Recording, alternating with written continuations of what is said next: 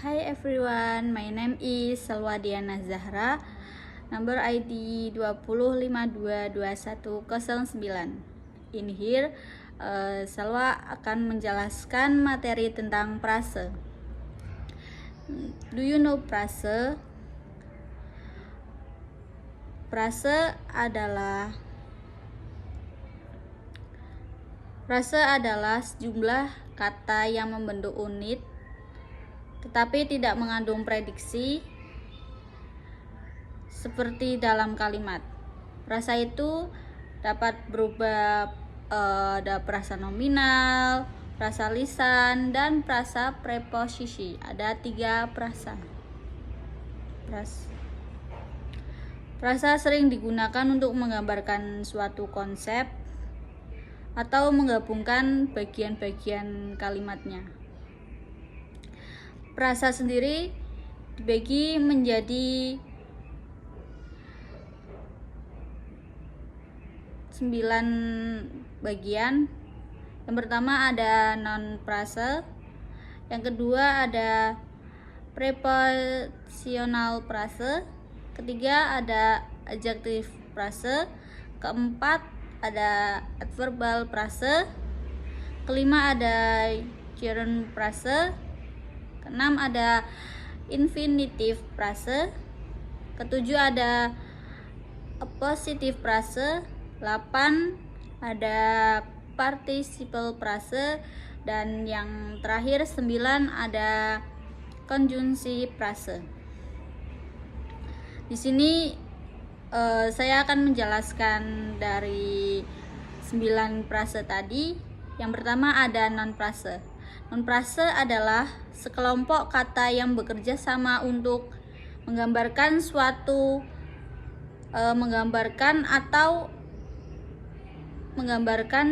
benda, orang, tempat, atau konsep. Contohnya seperti clever boy. Clever itu boy kan kata benda atau orang. Selanjutnya yang kedua ada preposition prase. Apa sih preposition prase? Ungkapan yang terdiri dari preposisi diikuti oleh preposisi dan kata-kata yang mendukung lainnya.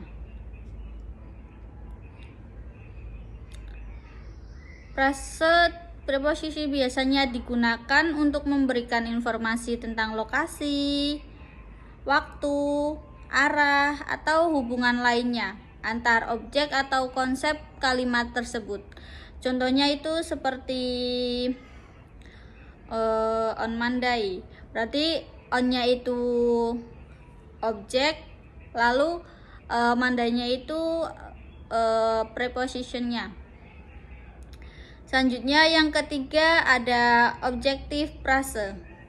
Adalah kumpulan kata sifat yang bekerja sama untuk menggambarkan atau memberi informasi tambahan tentang sebuah objek, seseorang, tempat, dan konsep. Ungkapan kata kunci biasanya digunakan untuk memodifikasi kata benda atau kata ganti dalam suatu kalimat. Contohnya itu very pretty and elegant. Very pretty and elegant. Berarti objektifnya itu ada di very pretty elegant. N-nya itu dihapuskan kalau itu contoh dari objektif. Selanjutnya yang keempat ada adverbal prase. Adalah sekelompok kata yang berfungsi sebagai informasi mengenai waktu, tempat, cara, dan tujuan suatu kalimat. Contohnya itu ada ada Sunday atau before dinner.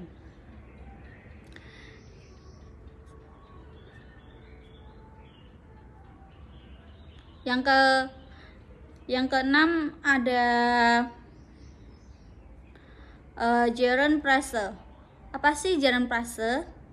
Prase yang terdiri dari bentuk kata yang berakhiran ing, yang berfungsi sebagai benda. Contohnya itu seperti reading books, membaca buku. Berarti kalau kan terakhirannya ada kata-kata yang mendukung lainnya. Membaca buku. Lah terus membaca buku itu apa?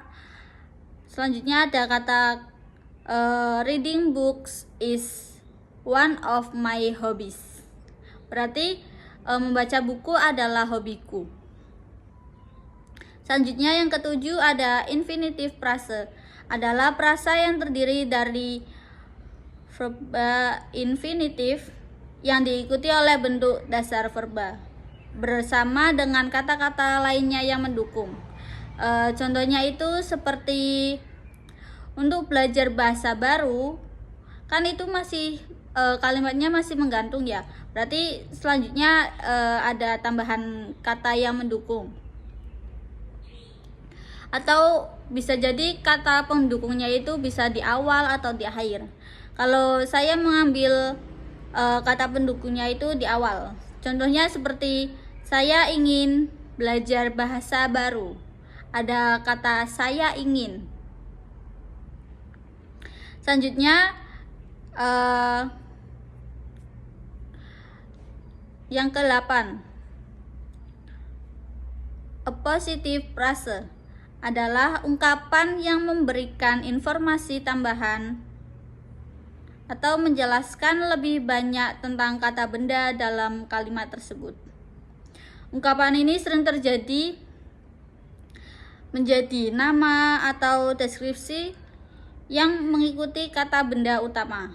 Contohnya itu seperti kota Paris. Kota Paris yang terkenal dengan arsitekturnya yang indah menarik jutaan turis. Contohnya di kota Paris. Selanjutnya yang ke-8 ada participle phrase adalah ungkapan yang memuat sebagian bentuk kata kerja, biasanya berakhiran untuk membentuk kata kerja sebelum adanya kata-kata pendukung. Contohnya itu berlari di jalan. Berlari di jalan berarti anjing berlari, contohnya itu bukan. Contohnya itu seperti kucing. Contohnya itu seperti anjing. Berarti anjing berlari di jalan. Lah ngapain anjing berlari di jalan? Anjing berlari di jalan mengejar kucing. Ya. Dan terakhir yang 9 ada conjunctional phrase. Adalah ungkapan yang menggunakan kata conjunction untuk menggabungkan dua klausa atau frase dalam kalimat. Contohnya itu seperti meskipun dia lelah, dia pergi ke pesta. Berarti ada dua klausa. Yang pertama ada meskipun dia lelah, yang kedua ada dia pergi ke pesta.